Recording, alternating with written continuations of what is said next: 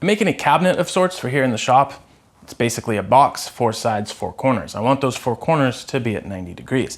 I'm also going to use butt joints as my method for attaching the sides to the top and bottom.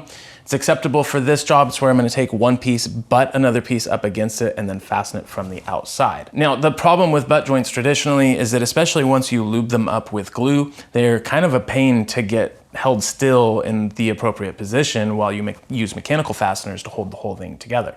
And that's where corner clamps are really going to come into play. It's like an extra set of hands. And you can use this type on the inside or the outside depending on what you're doing.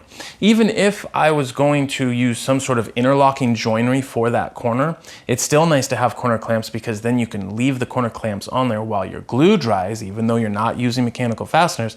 When you take those clamps off, you know that your project is actually set up at 90 degrees like it's supposed to be. Now there's a lot of different types of corner clamps on the market. Today I want to talk to you about this type.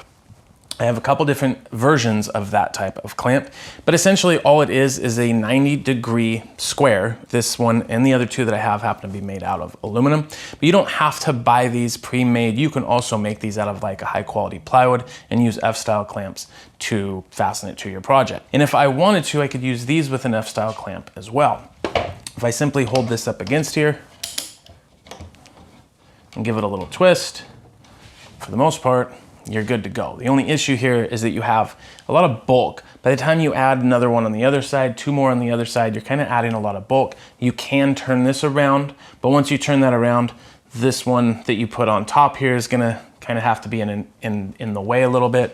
It just adds a lot of bulk. It's not that you can't do it, it's just that maybe you don't have a lot of room to work.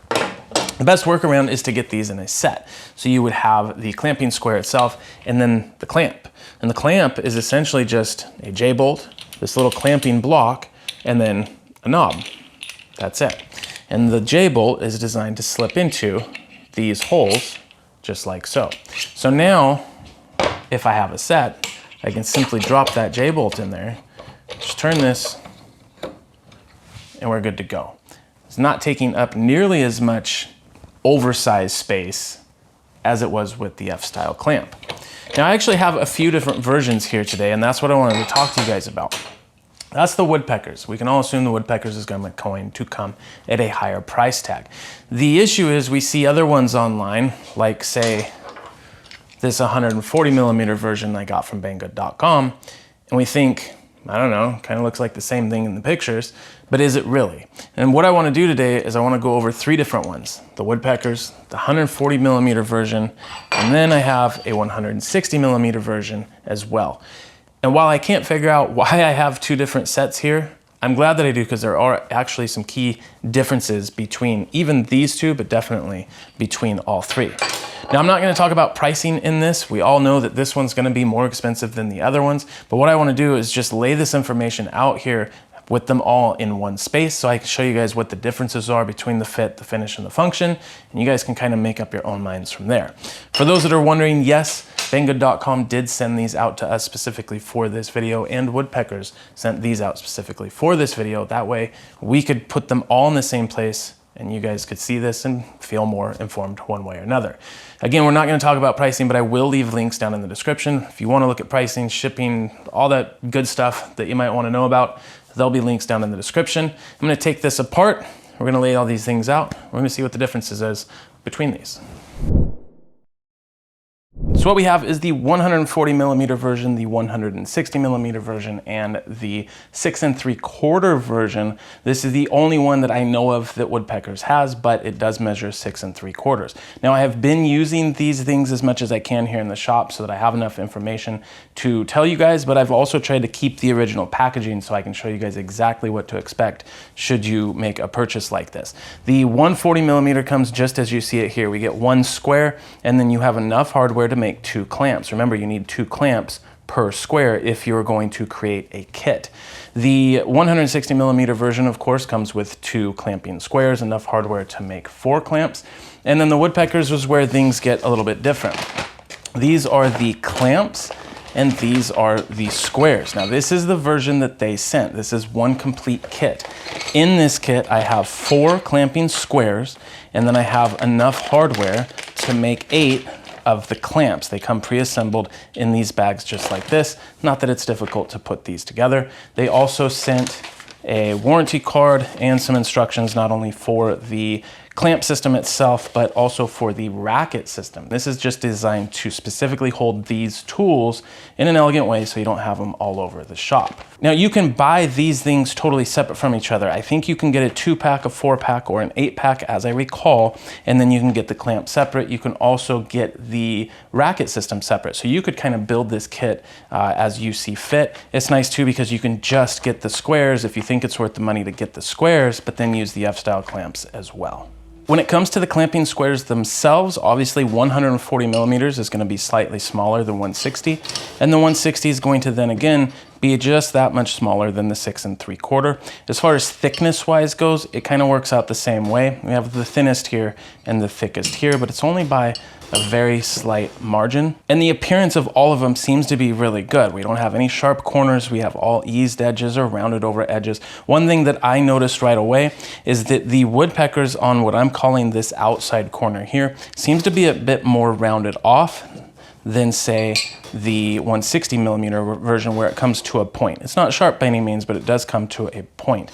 And where I can see the rounded off part being a little more beneficial sometimes is when I go to put this to an inside corner. If I have a little bit of glue squeeze out, this is gonna give me a little bit more of a relief than this method would here with more of a sharp corner. As far as anodization and stuff, they all, I believe, claim to be anodized, but just like our last reviews when we have the Woodpeckers versus the other ones, these tend to have sort of a sparkle or shimmer to them. Could be a different type of anodization, could be powder coated, I'm not really sure, but I believe they are all supposed to be anodized. As far as any graduations and insignia and stuff like that, the Woodpeckers one has nothing but the branding on it.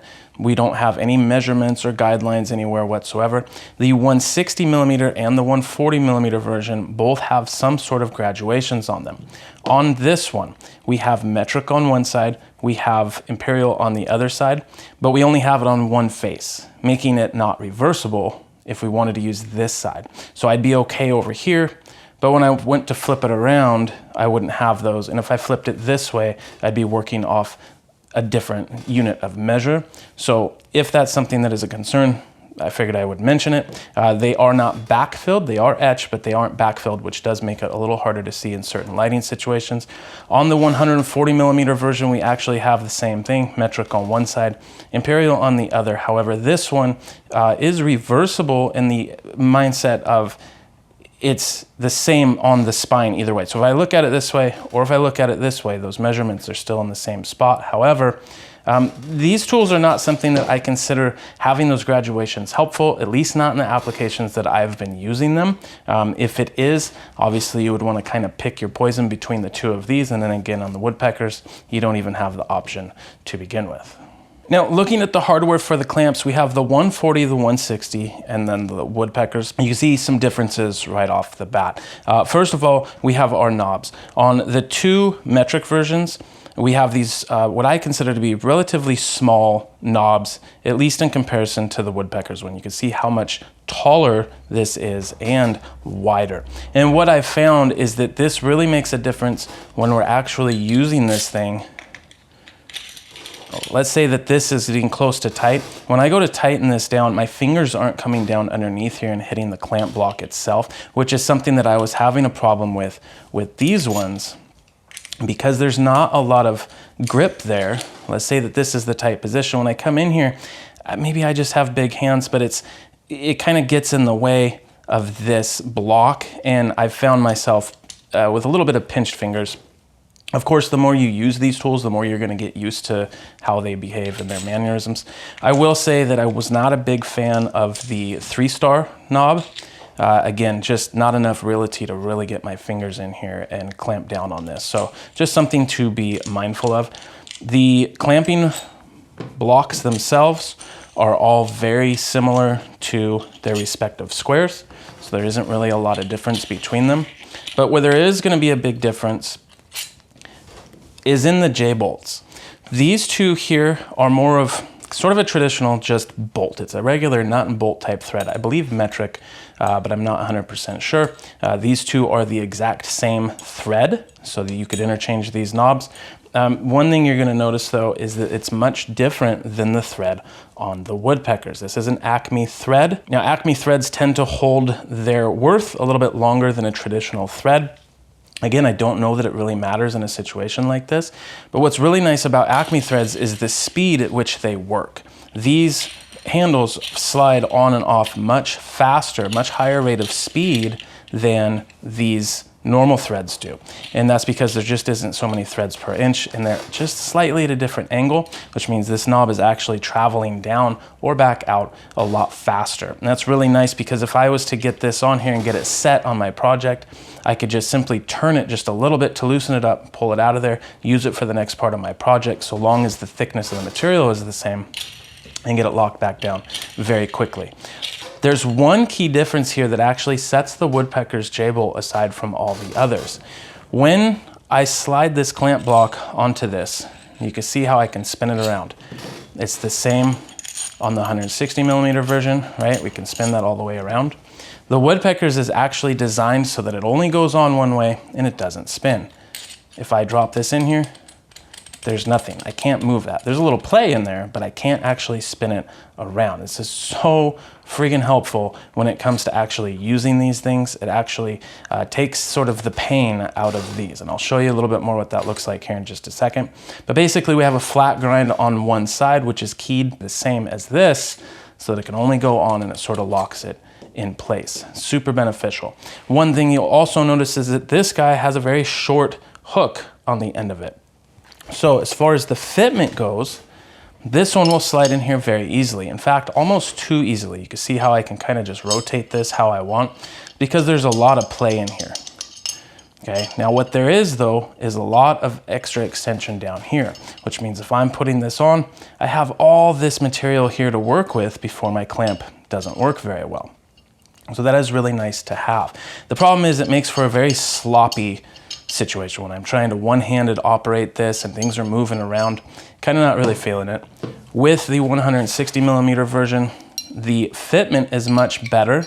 Okay, you can maybe see there's a lot less rattling around, but there is still some. The issue is that this thing is so short. This thing only goes into about right here, which makes this, basically when I loosen it up, it kind of just wants to fall off. In fact, I've dropped this one a couple of times because it needs a little bit more oomph. And again, we're gonna take a look at what that really looks like here in just a minute. With the Woodpeckers one, we have a much tighter fit. It's not a piston fit, but you can see when I move it around, it's not twirling around all over the place. It's not moving around. It goes in pretty far. Just enough so that it comes out the other side, so I have plenty of room to work with. But because this doesn't rattle, very, very little in there, it makes it for a lot easier use. That coupled with the keyed bolt to the clamp, that means that when I'm dropping this in, I'm not fighting it. I can just tighten this up and we're good. It's not moving all over the place. It really does just make for an overall better user experience. All right, I want to show you how this works in a real life situation so I can show you the differences between them and some of the issues that I've found. So what I'm going to do is I'm going to pretend here that I have these two pieces. I'm going to butt join them together just like this. I'm going to butt into this one. So we'll start with the 140 millimeter. Now I find that it's easiest if you start with the piece that's having something butted into it. The reason is because I can take this little piece right here and just lock it into the top right here. And that's gonna mean that once this is fastened down, my other piece can simply be referenced against here and slid right into it. So we start with the 140 millimeter one. Now, right here, you can see I'm kind of fiddling with it. That is what I mean by having these things not keyed together, how it gets sort of sloppy. And this one, because the bolt has so much play in there, that means there's a lot of moving around. So bring this guy up just a little bit like this. Gravity will help hold this guy down, and then I can just spin this on here like this. Now you can see that it's loose. You can also see that I did in fact use it, and it seems to work just fine. It's just a little more screwing around, but that's all right. Sometimes this guy gets a little bit stuck on here.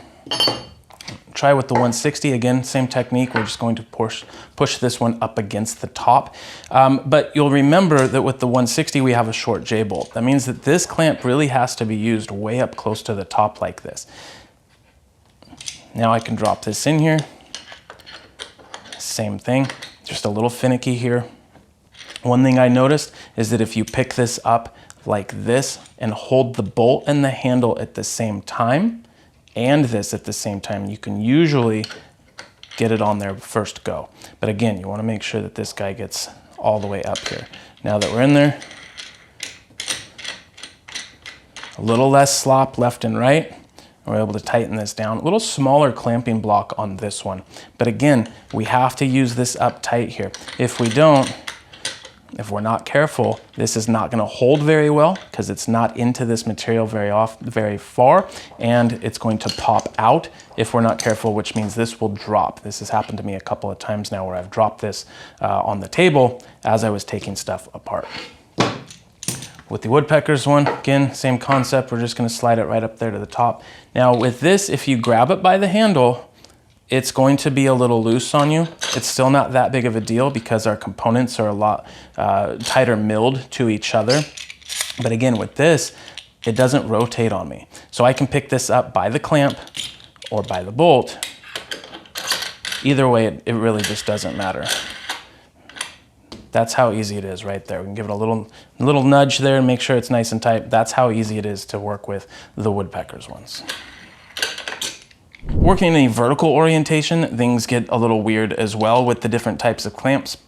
This is the 140 millimeter version, and we can stick this guy up here like this.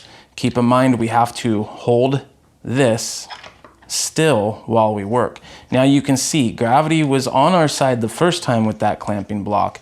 Now we kind of have an issue, and that's the fact that this isn't going to clamp very easily. What I learned is to get it almost tight and then just scoot this guy up and then finish tightening it down. And this is where I was talking about where my fingers kind of get in the way. If I really want to clamp down on this, I only have so many options, and then my fingers are caught underneath here, or same thing, going back this way, and I kind of rake my finger against here. Again, just stuff to be mindful of, but it does work. This one kind of binds inside of there, so when you loosen it up, you might have to give it a little tap to pull it back off of there. On the 160 millimeter version, same thing. We have our J-bolt here. We're going to keep in mind, we have to hold these things together. Okay, and again, because of this short guy here, we've got to come way out here to the edge. Oops. See, that's where that short J-bolt kind of has an issue. You start tightening these things up. Oh, there we go. Almost. You guys probably think I'm a buffoon at this point, but this one does, you do tend to struggle with it a little bit more, just because I think mostly of that short J-bolt. We'll spin them up and tighten it back up. Again, this one's a little bit better because we're not so closed in on that clamping block, but again, it works as intended. With the Woodpeckers, I can take this, hold it however I want, slide it in, just let that drop. And we're good to go. Now, in my opinion, for how I work in my shop, I do prefer the Woodpeckers version. I did look up pricing at some point. Now I've completely forgotten what it is. Knowing that Woodpeckers does usually come in at that higher price tag, I don't know if I personally would be buying these had they not been shipped out, but it's only because I've made do for so long without these that I really do consider this to be a luxury tool. Now, that being said, if these are gonna be more expensive than these by a considerable amount, it may be worth the little struggles that you might have with the less expensive ones, because you could get more for the same price. That's kind of my take on all of this. Hopefully it explained the differences between these three things and helped some of you guys out there. That's all I got for you guys today. Thanks so much for watching. As always, I'll see you in the next video.